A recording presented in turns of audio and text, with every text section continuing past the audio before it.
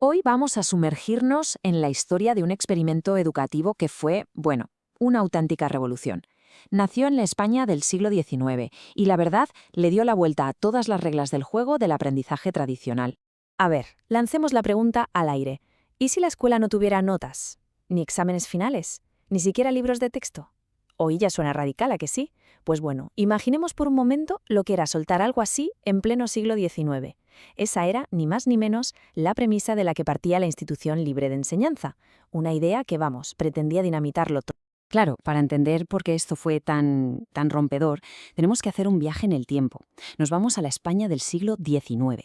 Un momento, la verdad, de muchísima agitación política y social, donde la educación, la educación estaba en una crisis total. Es que el sistema educativo de entonces no estaba hecho para todo el mundo, ni mucho menos. Estaba en su mayor parte controlado por la Iglesia y se basaba en el dogma, en la obediencia, en memorizar, no en pensar por uno mismo. La formación era básicamente un privilegio para las élites, lo que, claro, creaba un círculo vicioso de desigualdad. Y para que nos hagamos una idea, fijémonos en este número, un 40%. Y ojo, ese era el porcentaje máximo, el máximo de niños y niñas de entre 6 y 13 años que iban a la escuela. Esto nos da una imagen de un país con un analfabetismo brutal y una falta de oportunidades tremenda. Estaba claro que algo tenía que cambiar, el caldo de cultivo era perfecto.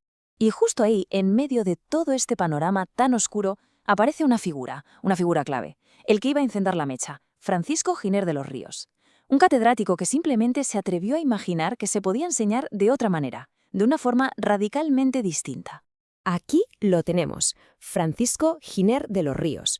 Era jurista, filósofo y catedrático de Derecho en la Universidad Central de Madrid. Su forma de pensar estaba pero que muy marcada por una corriente filosófica que le llegó a través de su maestro, Julián Sanz del Río. Hablamos del krausismo. A ver, ¿y qué era esto del krausismo? Pues fue básicamente el motor intelectual de todo el proyecto.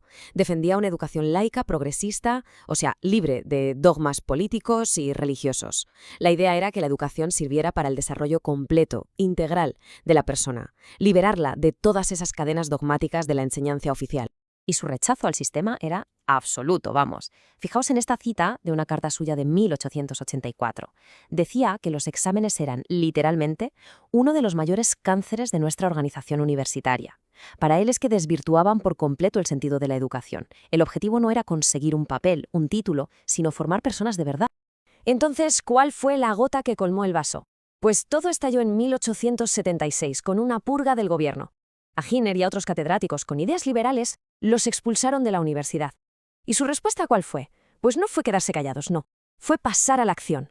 Crear su propio centro educativo, totalmente al margen del Estado. Y así nació la Institución Libre de Enseñanza, la ILE. Se basaba en unos principios que, para la época, eran una auténtica bomba. Para empezar, era privada, para garantizar su independencia. Era laica y neutral en política y religión, algo impensable. Defendía la ciencia por encima de todo. Y atención, porque esto es clave, promovía la coeducación, es decir, que hombres y mujeres estudiaran juntos en igualdad.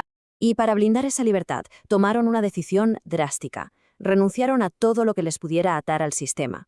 O sea, nada de pedir subvenciones del gobierno y nada de buscar que sus estudios tuvieran validación oficial. Era un compromiso total y absoluto con la libertad de pensamiento. Vale, todo esto suena muy bien sobre el papel, pero ¿cómo funcionaba en la práctica? ¿Cómo era el día a día en una escuela así? Pues vamos a verlo, porque la ILE desarrolló unos métodos pedagógicos súper innovadores que eran, de hecho, su verdadera esencia. Es que la diferencia con el modelo de siempre era abismal. A ver, donde la escuela tradicional obligaba a memorizar, la ILE ponía a experimentar.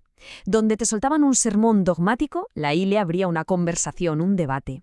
El aula no eran 4 paredes, el aula era el campo, eran los museos. ¿Y los exámenes?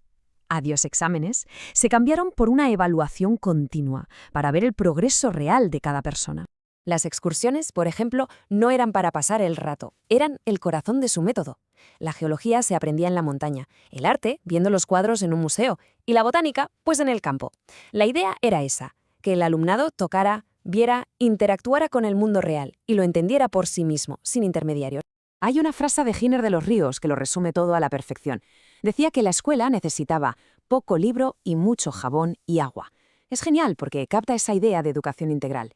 No se trataba solo de hinchar la cabeza con datos. La higiene, la salud, el deporte, la experiencia, todo eso era igual de importante, o incluso más, que lo que ponía en los libros. Así que el método estaba bastante claro. El primer paso, estimular la curiosidad. Después, convertir las lecciones en conversaciones, en diálogos. Tercero, usar la naturaleza, la calle, todo el exterior como una gran aula. Y muy importante, centrarse en la personalidad de cada estudiante, en lo que le hace único. El objetivo final de todo esto era enseñar a pensar, no decirles qué pensar. Y claro, todo esto tuvo un impacto brutal. No fue algo que se quedara en sus cuatro paredes y desapareciera. ¿Qué va?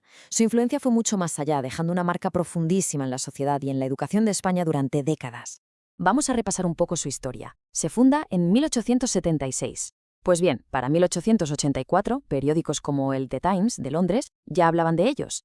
Cuando Giner muere en 1915, su legado, lejos de apagarse, coge aún más fuerza y llega a inspirar las reformas educativas de la Segunda República. Y a día de hoy, la Fundación Giner de los Ríos sigue trabajando para mantener viva toda esa herencia. Es que por allí pasó lo mejorcito de la cultura española de la época. Gente como el filósofo José Ortega y Gasset, el historiador Ramón Menéndez Pidal, una lista enorme de intelectuales, científicos y políticos que fueron clave en la España del siglo XX. Esto nos demuestra que el modelo no era solo un sueño idealista, es que funcionaba y era súper eficaz. Al final, si lo pensamos, el gran legado de la ILE son ideas que hoy, más de un siglo después, siguen sonando a vanguardia. Darle más importancia al pensamiento crítico que a la memoria, la coeducación y la igualdad de género, la conciencia medioambiental, la idea del maestro como un guía. Todos estos temas están hoy en el centro del debate sobre cómo deberíamos educar. Por eso, la historia de la institución libre de enseñanza no es solo una cosa del pasado. Es más bien un espejo que nos devuelve el reflejo de la educación actual. Y nos deja con una pregunta flotando en el aire.